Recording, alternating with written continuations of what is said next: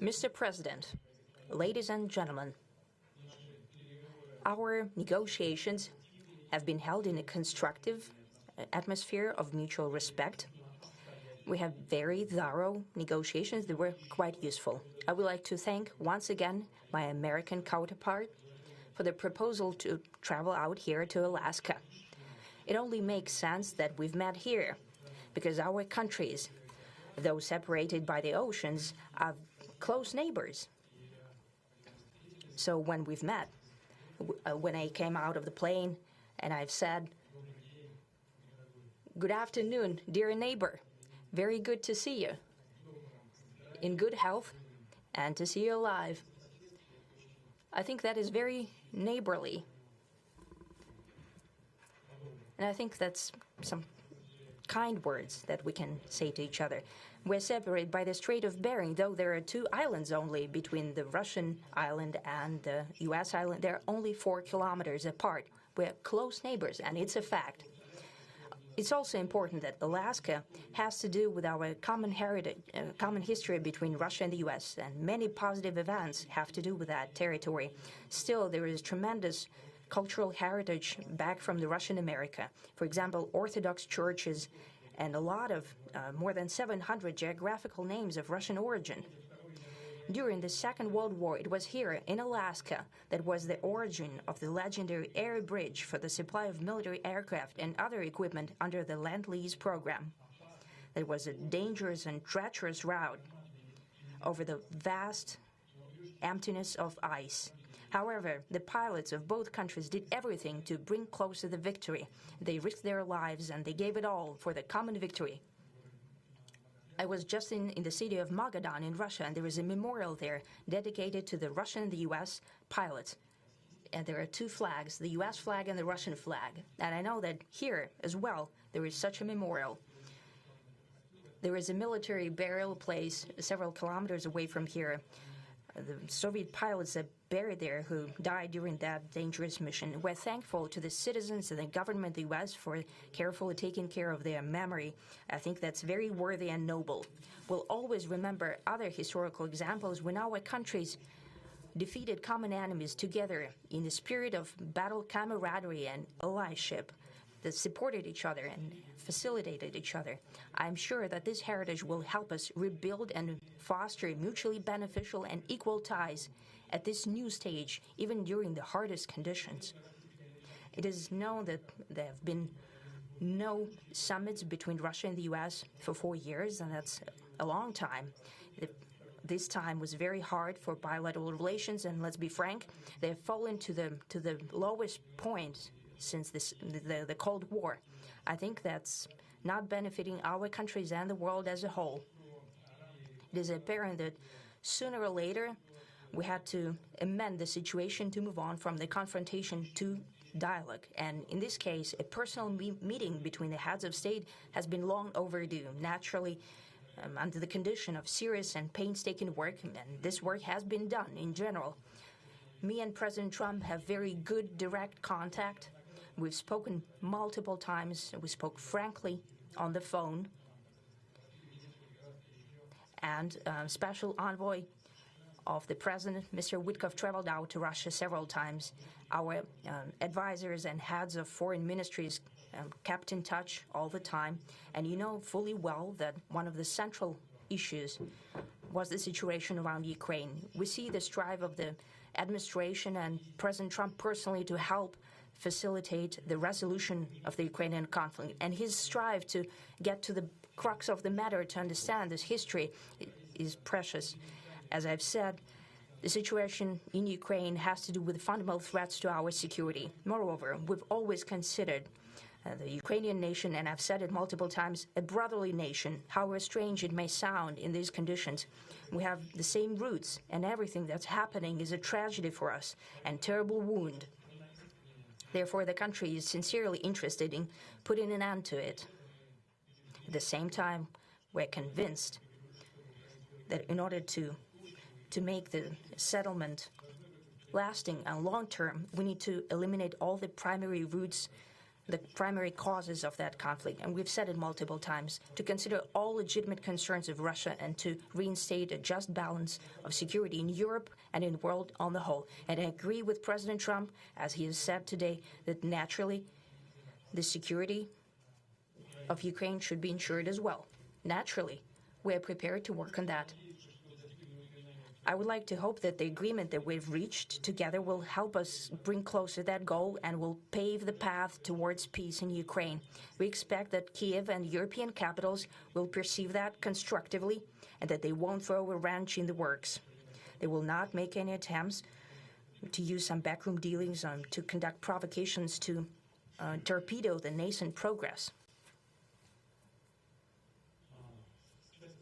Incidentally, when the new administration came to power, bilateral trade started to grow.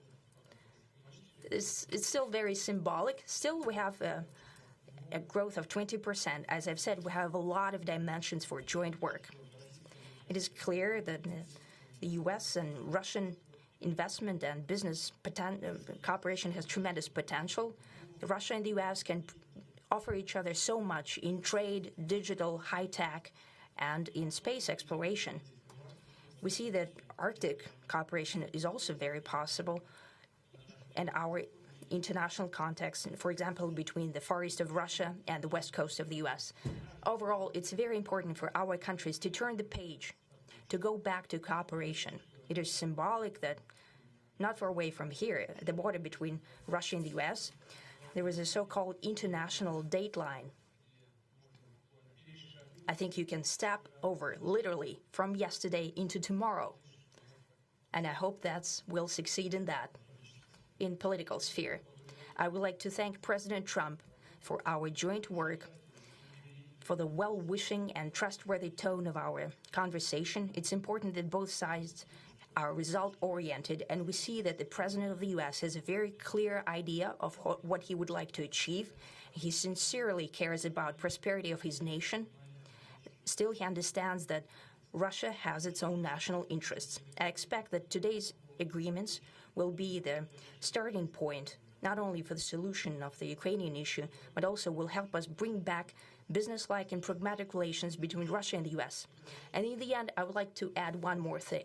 I'd like to remind you that in 2022, during the last contact with the previous administration, I tried to convince my previous American colleague that the situation should not be brought to the point of no return when it would come to hostilities. And I said it quite directly back then that it's a big mistake. Today, when President Trump saying that if he was the president back then, there will be no war. And I'm quite sure that it would indeed be so. I can confirm that. I think that overall, me and President Trump have built a very good, businesslike, and trustworthy contact. And I have every reason to believe that moving down this path, we can come, and the sooner the better, to the end of the conflict in Ukraine. Thank you. Thank you.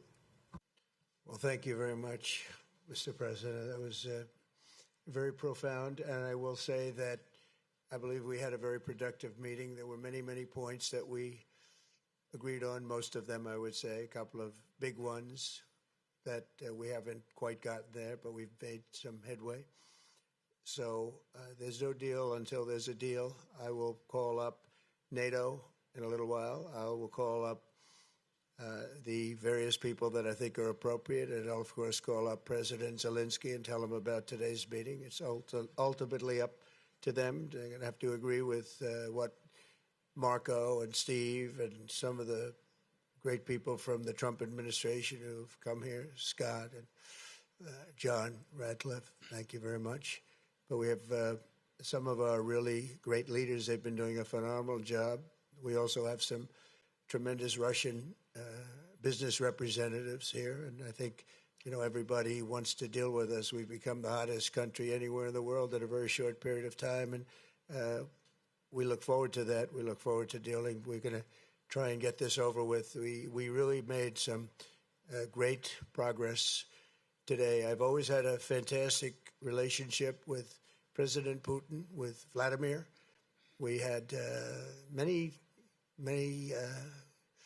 tough meetings, good meetings. We were interfered with by the Russia hoax. That made it a little bit tougher to deal with, but he understood it. I think he's probably seen things like that during the course of his career. He's seen it all, but we had to put up with the Russia hoax. He knew it was a hoax, and I knew it was a hoax, but what was done was very criminal. But it made it harder for us to deal as a country in terms of the business and all of the things that we'd like to have dealt with. But we'll have a good chance when this is over. So just to put it very quickly, I'm going to start making a few phone calls and tell them what happened. But we had an extremely productive meeting, and many points were agreed to. There are just a very few that are left. Some are not that significant. One is probably the most significant, but we have a very good chance of getting there. We didn't get there, but we have a very good chance of getting there. I would like to thank President Putin and his entire team, who I know in many cases, other than that, whose faces I get to see all the time in the newspapers. You're almost as famous as the boss, but especially this one right over here. But we had some good meetings over the years, right? Good, productive meetings over the years, and we hope to have that in the future. But let's do the most productive one right now. We're going to stop really 5, 6, 7,000, thousands of people a week from being killed, and President Putin wants to see that as much as I do. So, again, Mr. President, I'd like to thank you very much, and we'll speak to you very soon and probably see you again very soon. Thank you very much, Vladimir. Next time in Moscow.